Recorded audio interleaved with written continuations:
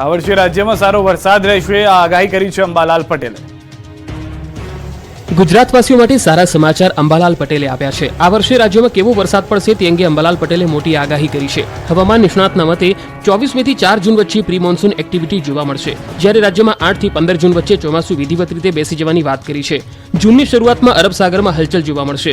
રાજ્યમાં ક્યાં કેટલો અને કેવો વરસાદ પડશે તે અંગે પણ અંબાલાલ પટેલે વાત કરી હતી, જેમાં દક્ષિણ ગુજરાતના ભાગોમાં આ વર્ષે સારો વરસાદ રહેવાની સંભાવના છે, તો જૂનાગઢના ભાગોમાં સારો વરસાદ રહેવાની શક્યતા છે. અમરેલી જિલ્લાના ભાગમાં સારો વરસાદની વકી છે. તો ઉત્તર ગુજરાતની વાત કરીએ તો બનાસકાંઠા જિલ્લાના ભાગોમાં સારો વરસાદ રહેશે. કચ્છ જિલ્લાના ભાગમાં પણ સારો વરસાદ પડશે. હાલ ગુજરાતમાં કાળઝાળ ગરમી છે. ગરમીનો પારો 40 ડિગ્રીને પાર થઈ ગયો છે, ત્યારે ઓગસ્ટ સપ્ટેમ્બર મહિનામાં ભરપૂર વરસાદ રહેવાની વાત અંબાલાલે કરી. દરિયામાં હવાનું હળવું દબાણ ઊભું થવાની પણ શક્યતા વ્યક્ત કરી છે. પરસોત્તમ રૂપાલા સામે ઓપરેશન પાર્ટ 2 ની રણનીતિ ઘડાઈ ગઈ છે. ક્ષત્રિય સમાજ નમતું જોખવા તૈયાર નથી. હવે 20 તારીખે મળીએ ત્યારે ખબર પડે બરાબર છે કેવો આક્રમક હશે. 19 તારીખે ફોર્મ પાછું નોખે છે તો આનાથી વધારે તો આક્રમક હશે જ, એવું હું માનું છું. રૂપાલા સામે ઓપરેશન પાર્ટ 2. અનેક વખત પરસોત્તમ રૂપાલાએ માફી માંગવા છતાં ક્ષત્રિય સમાજ ટસનો મસ્ત નથી થયો. ક્ષત્રિય સમાજ માત્ર ને માત્ર એક જ માંગ પર અડગ છે, રૂપાલાની ટિકિટ રદ કરવામાં આવે. પરસોત્તમ રૂપાલાએ વિરોધના વંટોળ વચ્ચે ઉમેદવારી ફોર્મ ભર્યું તો ક્ષત્રિય સમાજના આગેવાન પીટી જાડેજાએ રૂપાલા સામે વિરોધનો પાર્ટ 2 શરૂ કરવા અંગે મહત્વપૂર્ણ નિવેદન આપ્યું. તેમણે કહ્યું કે અમારે ભાજપ સાથે કોઈ વાંધો નથી, અમે તેમના સમર્થનમાં છીએ. અમારી એક જ માંગ છે, રૂપાલાની ટિકિટ રદ કરવામાં આવે. જો રૂપાલા પોતાની ઉમેદવારી પાછી નહીં ખેંચે તો ક્ષત્રિય સમાજના વિરોધના પાર્ટ 2 માટે આગળની રણનીતિ ઘડીશું. આગામી 20 એપ્રિલના ફરી ક્ષત્રિયો એકઠા થઈ નવી રણનીતિ ઘડશે. વિરોધ વધુ ઉગ્ર બનતા રૂપાલાએ 2 વખત માફી માંગી હતી, તેમ છતાં પણ હજુ સુધી ક્ષત્રિય સમાજમાં નારાજગી જોવા મળી રહી છે.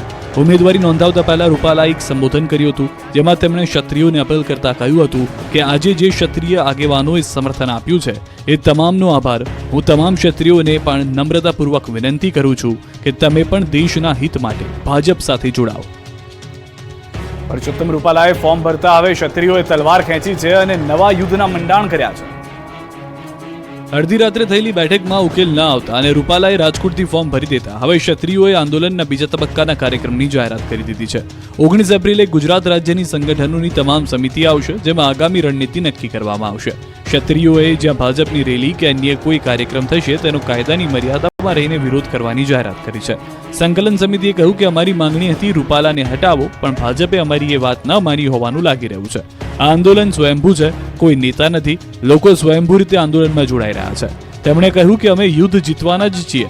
અમારી પાસે તો 7 તારીખ સુધીનો સમય છે. હજુ રૂપાલા અને ભાજપ પાસે મોકો છે. અમારી માંગ નહીં માને તો કાળા ઝંડા બતાવીને શિસ્તપૂર્વક આંદોલન કરીશું. બધા જ ગામમાં બુથ સમિતિ બનશે અને આવનાર દિવસોમાં આ વિરોધને વધુ ઉગ્ર બનાવશે. લોકસભાની ચૂંટણીમાં નેતાઓ ઇમોશનલ થઈ ગયા. કોઈ સભામાં તો કોઈ ઉમેદવારી પત્ર ભરતા સમયે રડી પડ્યા. લોકસભાની ચૂંટણીનો જંગ જોરદાર જામ્યો છે. આ વખતના જંગમાં ઇમોશનલ કાર્ડ પણ જોવા મળ્યું. કોંગ્રેસના 2 ઉમેદવારો આજે ભાવુક થયા. સુરેન્દ્રનગર કોંગ્રેસ ઉમેદવાર ઋત્વિક મકવાણા ફોર્મ ભરવા નીકળે તે પહેલા ભાવુક થયા અને આ દ્રશ્યો કેમેરામાં પણ કેદ થયા. ઋત્વિક મકવાણા પરિવારજનોને મળી રહ્યા હતા. બસ સ્ટેન્ડથી કલેક્ટર કચેરી સુધી રેલીની તૈયારી માટે રવાના થયા હતા. તે સમયે પરિવારજનો પાસે આશીર્વાદ લેતા જ ભાવુક થયા. ન ફક્ત ઉમેદવાર મકવાણા પણ તેમના પરિવારજનો પણ ભાવુક થયા અને ઉમેદવારને જીતના આશીર્વાદ આપ્યા. ઉમેદવાર ઋત્વિક મકવાણાની સાથે માતા બહેન પણ ભાવુક થયા હતા.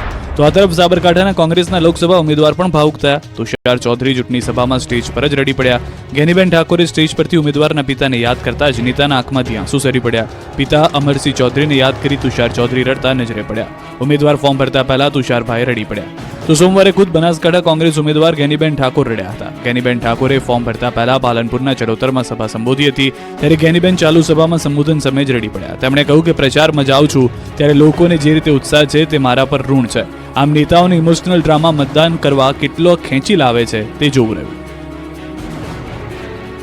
રાજકોટ કોંગ્રેસના લોકસભા ઉમેદવાર પરેશ ધાનાણી આજે અલગ અંદાજમાં જોવા મળ્યા. જેની ઠુમરના નામાંકન પત્ર ભર્યા બાદ હવે પરેશ ધાનાણી રાજકોટ જવા રવાના થયા છે. રાજકોટ લોકસભા બેઠક પર કોંગ્રેસના ઉમેદવાર પરેશ ધાનાણી ખભે થેલો નાખી સ્કૂટર લઈને રાજકોટ ચૂંટણી લડવા રવાના થયા છે. મોટી સંખ્યામાં કાર્યકરોએ ભારત માતા કી જય સાથે પરેશ ધાનાણીને વિદાય આપી. કાઠિયાવાડી તળપદી ભાષામાં કાર્યકરોને અમરેલી બેઠકની ભલામણ કરી. પ્રેમની પટ્ટી બાંધી રાજકોટના રણ મેદાનમાં માછલીની આંખ વિંધવા જાઉં છું તેમ કહી જીતનો નિર્ધાર કરતા વ્યક્ત કર્યો હતો. તો સાથે સાથે અમરેલી લોકસભા બેઠક પર કોંગ્રેસના ઉમેદવારને જીતાડવાની ભલામણ પણ કરી. પોતે પણ શેઢા મોસમ લઈને પરત આવશે એટલે કે વિજય પ્રાપ્ત કરીને આવશે તેવો કોલ કાર્યકરોને પરેશ ધાનાણીએ આપ્યો છે.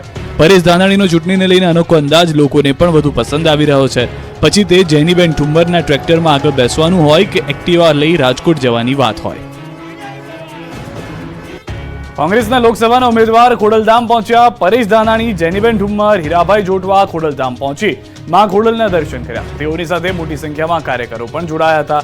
તમામ ઉમેદવારોએ માતાજીને ચુંદડી અને શ્રીફળ અર્પણ કરી માના આશીર્વાદ મેળવ્યા. ખોડલધામના ટ્રસ્ટીએ તમામનું ખેસ પહેરાવીને સ્વાગત કર્યું. તો સાથે જ ખોડલધામ ચેરમેન નરેશ પટેલ સાથે પરેશ ધાનાણીએ મુલાકાત કરી અને બંધ બારણે બેઠક પણ કરી હતી.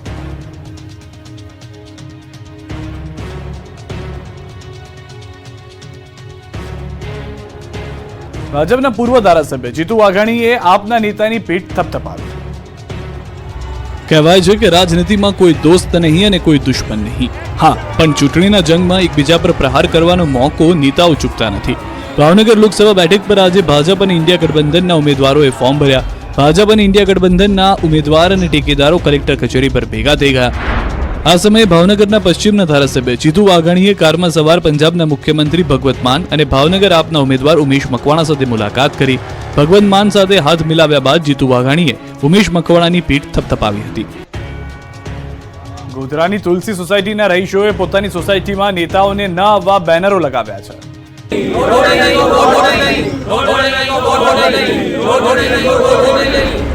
રોડ નહીં તો વોટ નહીં, હાથમાં બેનર સાથે સૂત્રોચ્ચાર સાથે અંગ દજાડતી ગરમીમાં લોકો કરી રહ્યા છે વિરોધ. નેતાઓ માટે છે અહીં પ્રવેશબંધી.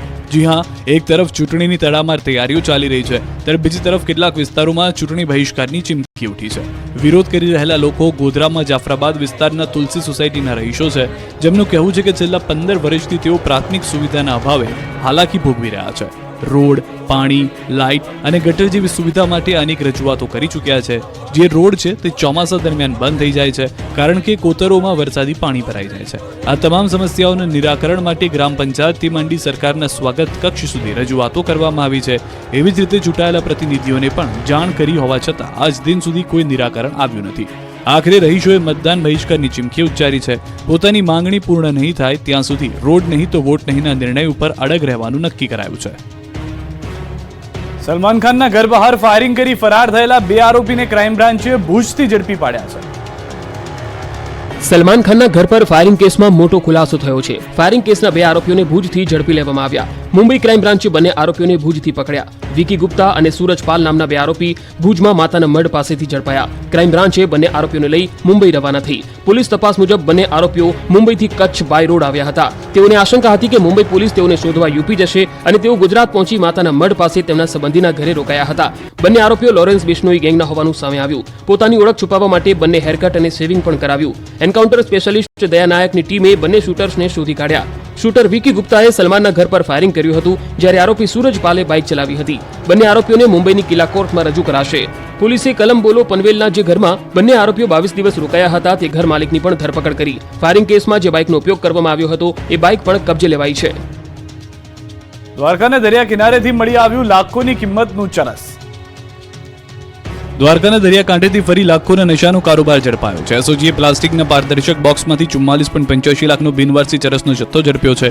પોલીસ સૂત્રોના મતે દેવભૂમિ દ્વારકા જિલ્લા એસઓજી દ્વારા પેટ્રોલિંગ હાથ ધરાતા દરિયા કિનારાથી એક પ્લાસ્ટિકનું પેકેટ મળી આવ્યું, જેમાં પોલીસે આ બોક્સની તપાસ કરતા તેમાં રહેલો પદાર્થ ચરસ હોવાનું ખુલ્યું. પ્લાસ્ટિકના પારદર્શક બોક્સમાં રહેલું 897 ગ્રામ ચરસ પોલીસે કબજે લીધું. આ ચરસની કિંમત 44,85,000 ગણવામાં આવી રહી છે. જોકે આ સ્થળે પોલીસને કોઈ આરોપી મળ્યો આવ્યો નથી.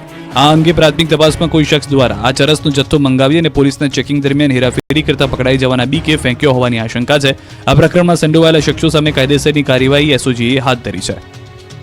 અમદાવાદમાં એક યુવક પ્રેમમાં બની ગયો ચોર. પ્રેમિકાને આઈફોન ગિફ્ટ આપી હપ્તા ભરવા પૈસા ન હોવાથી અપનાવ્યો ચોરીનો રસ્તો. પ્રેમમાં પાગલ બની ગયા હોય તે વાત આપણે ઘણીવાર સાંભળી છે, પણ પ્રેમમાં ચોર બન્યા હોય તે વાત આશ્ચર્ય લગાડે તેવી છે. અમદાવાદમાંથી પોલીસે એક એવા ચોરને ઝડપી પાડ્યો છે જે પોતાની પ્રેમિકાના શોખ પૂરા કરવા એક્ટિવાની ચોરી કરતો હતો. આરોપી હર્ષદ મકવાણા પોતાની પ્રેમિકાના મોજશોખ પૂરા કરવા વાહનોની ચોરી કરતો હતો. પોલીસે બાતમીના આધારે હર્ષદ મકવાણાની ચોરીની એક્ટિવા સાથે ધરપકડ કરી અને ચોરીના વાહનો જપ્ત કર્યા. ચોરીમાં અન્ય કોઈ વ્યક્તિની સંડોવણી છે કે કેમ તે અંગે પોલીસે વધુ પૂછપરછ કરી છે. પોલીસ તપાસમાં એવી પણ માહિતી સામે આવી છે કે પ્રેમિકાને આઈફોન ગિફ્ટ આપ્યા બાદ હપ્તા ભરવા યુવકે ચોરીનો રસ્તો અપનાવ્યો છે. અમદાવાદના પોશ વિસ્તારમાંથી 5 વાહનોની ચોરી કરી પ્રેમમાં ચોર બનેલા આરોપીને ઝોન 7 LCB